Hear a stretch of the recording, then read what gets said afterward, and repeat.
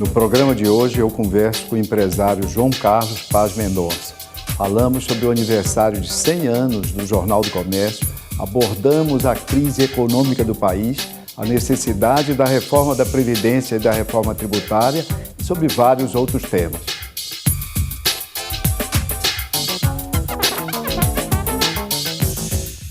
No programa de hoje eu converso com o empresário João Carlos Paz Mendonça, presidente do Sistema Jornal do Comércio de Comunicação. Presidente João Carlos, como empresário, fundador do Bom Preço, depois diversificando atividades tanto para a comunicação como para o setor de shopping center, setor imobiliário, entre outros, como é que assistiu à evolução da economia brasileira nessas últimas décadas? Ou seja, no seu período como empresário ativo, que é até hoje, nós tivemos o Cruzeiro, depois tivemos o Cruzado, com os planos respectivos, plano Collor, e nós estamos enfrentando uma crise econômica, quase ainda o país na recessão, há praticamente 5 anos. É chamada de a maior crise econômica da nossa história. Qual foi a estratégia para um grupo empresarial como o seu atravessar tanto tempo de tantas dificuldades no país? Realmente a economia brasileira passou por altos e baixos. Esses planos foram realmente prejudiciais à nação e nós tivemos que usar uma estratégia que era simples, era a estratégia do trabalho, a persistência e enfrentar esses momentos tão difíceis. Eu tive uma experiência enorme, inclusive como presidente da Associação Brasileira de Supermercados, membro do Conselho Monetário Nacional, participei ativamente destes planos e sofri muito com estes planos. E é isso mesmo, mas o Brasil é muito grande, é muito forte e superou tudo. E hoje nós estamos numa fase não tão boa, no momento atual, da economia brasileira, mas nós temos grande esperança que isso se resolva e nós voltaremos a crescer, porque o país é gigante, o país tem tudo. Presidente, o governo Bolsonaro começou há 5 meses atrás. Praticamente nós não temos ainda um semestre. Um levantamento da XP Investimentos, um levantamento recente, mostrou que entre os empresários, entre os agentes econômicos, a avaliação do governo está abaixo da avaliação da própria população. 14% apenas dos entrevistados avaliaram como ótimo e bom presidente.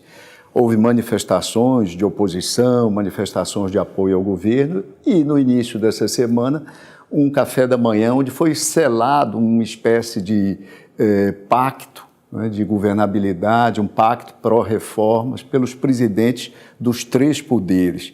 Qual é a sua visão inicial desse governo Bolsonaro? O governo iniciou com uma expectativa muito alta, pelos seus ministros, inclusive Paulo Guedes e Sérgio Moro, que a população depositava muita confiança neles, mas houve um desencontro de relacionamento entre os poderes. Nós tivemos dificuldade de ver o Congresso Nacional através do Senado e da Câmara, não se entendia, os líderes também não se entendiam, muita gente jovem chegando no Congresso Nacional, e isso realmente é extremamente complicado. Agora, tenho esperança, depois deste encontro com o presidente do Senado, o presidente da Câmara, o presidente do Supremo Tribunal Federal, acho que nós vamos partir para uma nova fase, a fase da compreensão, a fase da integração, a fase em que todos entendam que o Brasil é maior do que a vaidade de cada um.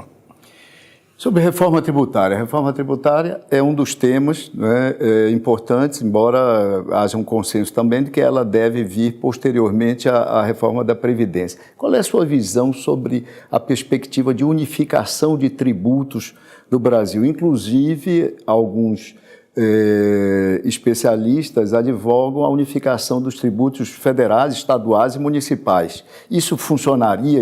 A sua experiência de empresário nos diz que isso é um caminho razoável?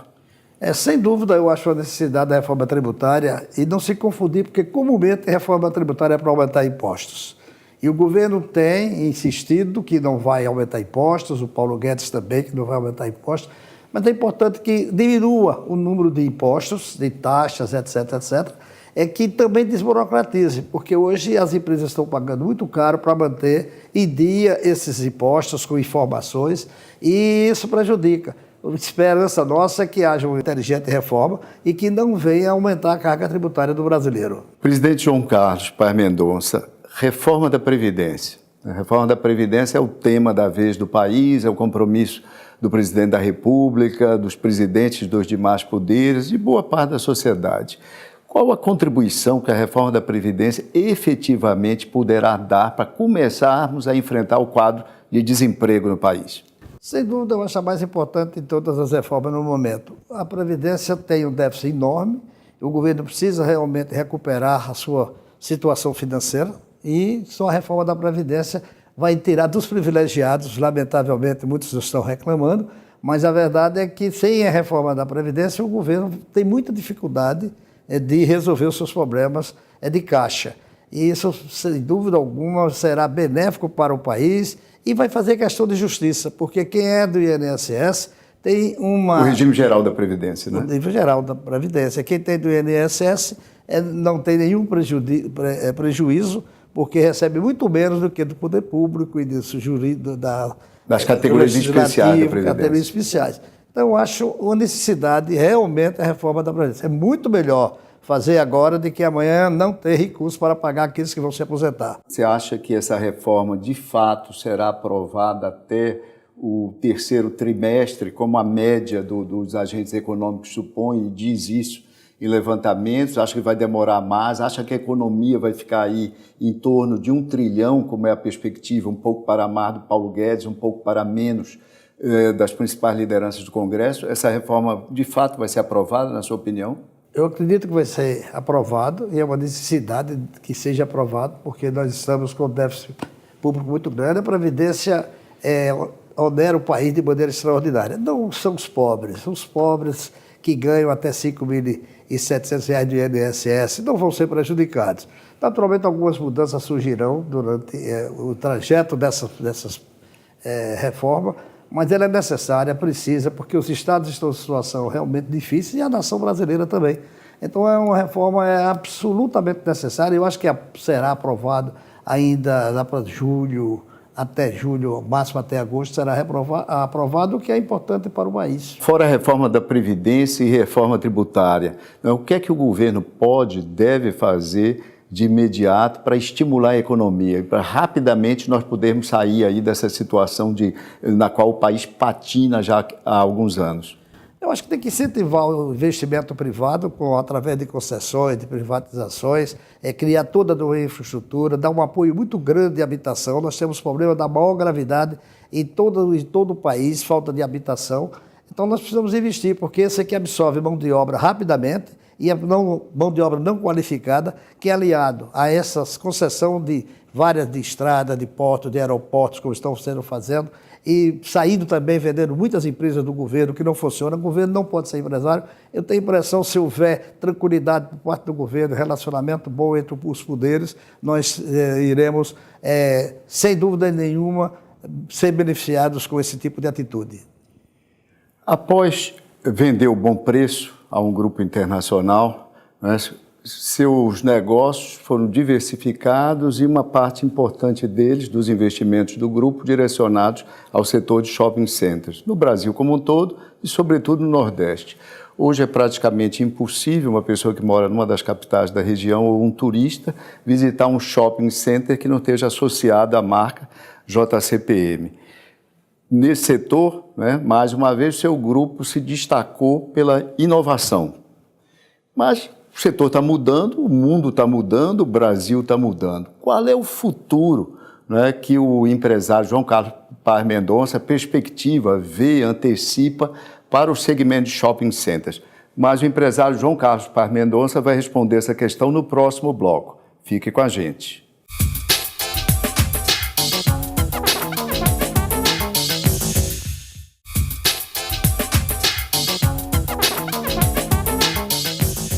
No bloco anterior, eu perguntava ao empresário João Carlos Paz Mendonça qual o futuro dos shopping centers no Brasil e no mundo.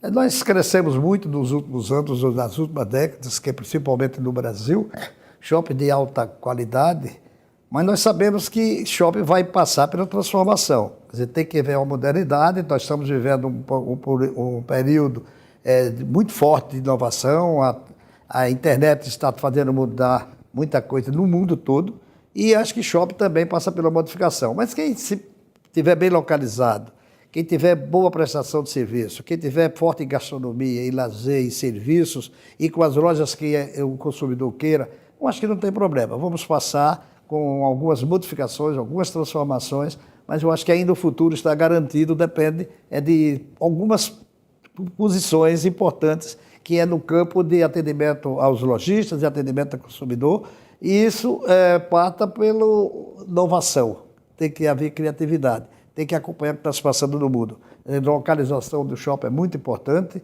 eu acho que temos ainda um trabalho bonito para realizar pela frente, e é importante para o consumidor, porque shopping, no fundo, vem substituir o que muitas cidades não têm, que é a localização para lazer, e isso também o shopping tem esse papel importante para a comunidade.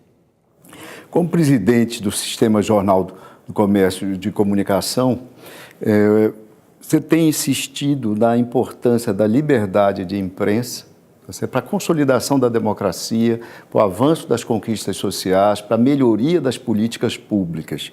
Qual é exatamente, não é, a sua visão hoje da situação da imprensa brasileira? Como a imprensa brasileira está vivendo esse momento?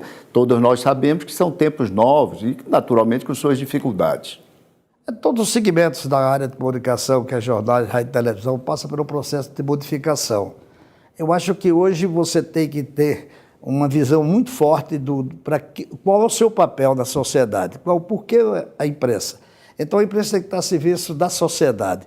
A imprensa tem que ter responsabilidade, porque só com responsabilidade é que cria credibilidade.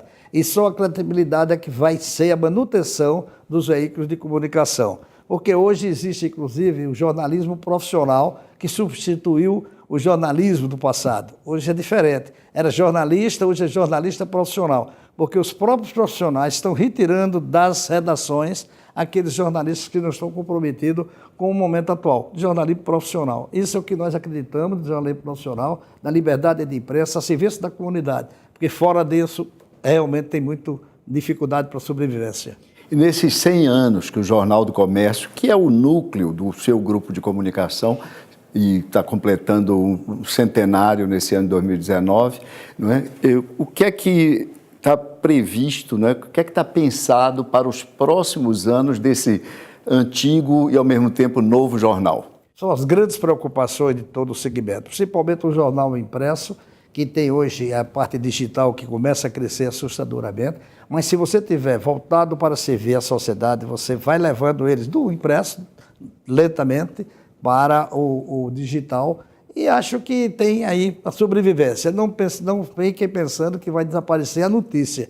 Ela, quando chegar ao leitor ou ao telespectador, vai mudar a maneira de chegar, mas que vai haver transformações, modificações, modernidade, inovação, para que atingir os anseios daquele leitor, principalmente da área do jornal impresso, que agora passa a disputar entre o jornal impresso e o jornal digital. O Jornal do Comércio e o sistema como um todo tem, ao longo do tempo, abraçado algumas causas, né, que os pernambucanos e os nordestinos, de uma forma geral, conhecem, né, do ponto de vista estadual, duplicação da BR-232, do ponto de vista mais geral, criação, desenvolvimento das escolas integrais, do ponto de vista regional, transposição do São Francisco, e essas causas são abraçadas pela sociedade e têm impacto sobre o Estado, sobre os agentes públicos, né? E, em alguns casos, tem respostas efetivas das autoridades. Esse é um caminho para que o jornalismo ativo, vigoroso, continue a sobreviver? Exatamente. Precisa que o jornalismo esteja extremamente ativo, que fique atendendo os anseios da coletividade. Você não pode ficar de braços cruzados fazendo o seu jornal. O jornal é feito para o leitor. E essa é a obrigação do jornalista, é defender os interesses da comunidade. Isso é o que nós estamos procurando fazer. Durante todos esses anos, nós temos aprimorado cada vez mais, com qualidade de jornal, com qualidade da informação, e por isso, graças a Deus, nós temos credibilidade. É palavra de ordem. Credibilidade. Nós temos credibilidade, para formar credibilidade é um trabalho muito grande. Não é simplesmente querer ter credibilidade, é fazer por que você tem essa credibilidade. E isso nós estamos fazendo, é defendendo a sociedade. Desviando um pouco o foco, mas não muito distante do que nós estamos conversando. Nas suas análises, há sempre uma distinção entre compromisso social e responsabilidade social das empresas. Pode falar um pouco para o espectador como é que você vê essa diferença entre esses dois conceitos? Eu acho que responsabilidade social é obrigação de todo cidadão e toda cidadã. É cumprimento das leis, cumprimento dos regulamentos, relacionamento com as pessoas. Isso chama-se responsabilidade social. No mínimo, cumprir as leis, cumprir os códigos éticos. Esse é responsabilidade social. Responsabilidade da cidadania, do cidadão. Exatamente. E, por outro lado, sensibilidade social. Quer dizer, você tem sensibilidade, compromisso social, e é diferente. Você tem que investir para ajudar a reduzir essa pobreza que nós temos no Brasil e no mundo, todos os países têm.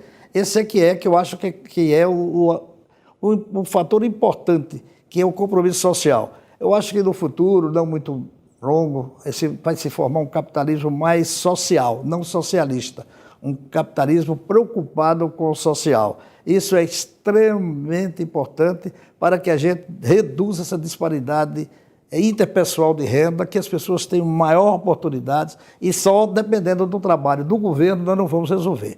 Então a sociedade tem que entrar nessa luta, nessa guerra, para a gente reduzir, sem dúvida alguma, essas diferenças. Aumentando a taxa de solidariedade. Exatamente, eu acho que tem que ser solidário, você tem que fazer um trabalho grande. Nós temos os projetos sociais que nós realizamos, nós somos na Serra do Machado, no interior de Sergipe, onde eu nasci. 3 décadas atrás. 3 décadas atrás, como nós temos o Instituto JCPM, que nós temos 2 de Salvador, 1 em Aracaju, 2 no Recife, 2 em Fortaleza. Estamos desenvolvendo um projeto realmente de integração e de inclusão desses jovens de 16 a 24 anos no mercado e nas universidades. Nós estamos treinando as pessoas e hoje no Recife nós temos 2.000 pessoas aproximadamente trabalhando no Shopping Rio Mar, da origem de Brasília Teimosa e do Pina. O Pina tem áreas muito pobres que precisam de apoio não só do governo como da sociedade. Esse trabalho do Instituto com esses jovens, né,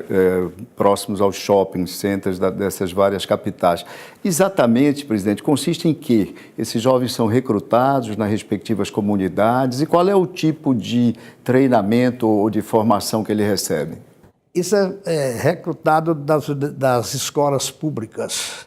Jovens de 16 a 24 anos da comunidade. Quer dizer, no caso do Recife, é Brasília Teimosa e o Pina. E aí nós fazemos todo tipo de aulas de português, de inglês, de tecnologia, de informação, e preparamos também para cursinhos para a universidade. E temos vários universitários hoje de origem dessa região. E temos tido surpresas agradabilíssimas de ver jovens da periferia, jovens simples, ocupando hoje posições importantes. Gente que saiu do Instituto, JCPM, daqui, gente dos estados no Rio Grande do Sul, que crescendo na área de tecnologia, muita gente empregada e muita gente crescendo. Estamos sentindo de perto o crescimento desta comunidade ao entorno dos nossos shoppings. Isso é importante. Presidente, agora nós vamos encerrar a nossa conversa, então eu queria fazer uma pergunta, mas numa dimensão mais pessoal. A sua experiência de empresário, há alguns anos, enveredou por uma atividade que, embora você sublinhe que não é uma atividade econômica, é mais um hobby, né? É uma atividade que também já está adquirindo significado econômico pelo que se percebe, que é a produção vinícola, produção de vinhos, no caso, em Portugal, né? Na região do Douro, em Portugal. E uma produção que tem atingido já uma certa dimensão, né? E deve surpreender o espectador saber que 75% dessa produção hoje é consumida na Europa. Nós estamos falando de França, de Espanha, de Portugal, né? Do próprio Portugal.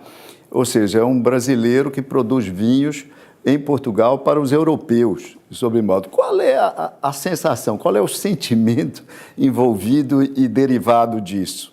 Ele não deixa de ser um hobby, mas um hobby profissional. Eu não vou perder dinheiro na produção de vinho. Então, nós estamos hoje muito bem, a qualidade de nossos vinhos é excelente. Eu não faço vinho, quem faz é Dirk Newport. é um dos maiores enólogos da Europa, a estrela no mundo do vinho, não só na Europa, como no mundo inteiro. Traduzindo para o espectador, é um especialista que faz a assemblagem das vinhas e define os vinhos e o caráter dos vinhos, Exatamente, é um empresário, se poderia chamar de concorrente, tem uma super empresa que atua no mundo todo, ele é um gênio do vinho, ele tem uma acessibilidade e ele faz isso porque ele tem amor pelo negócio do vinho e nós temos um relacionamento já de alguns anos muito bom e nós temos vinho excelente. É surpreendente, nós vendemos vinho de qualidade para a França, vendemos para a Alemanha, vendemos para a Dinamarca o vinho do Porto e Portugal, com isso tudo formando 75%. Os restaurantes mais conhecidos de Portugal, o brasileiro chega lá, pede vinho Maria Isabel e tem. Presidente João Carlos Paz Mendonça, muito obrigado por conversar com a gente. Obrigado a você que nos assistiu. Envie suas sugestões e até semana que vem com mais um 20 Minutos. Muito obrigado. Obrigado. Excelente conversa.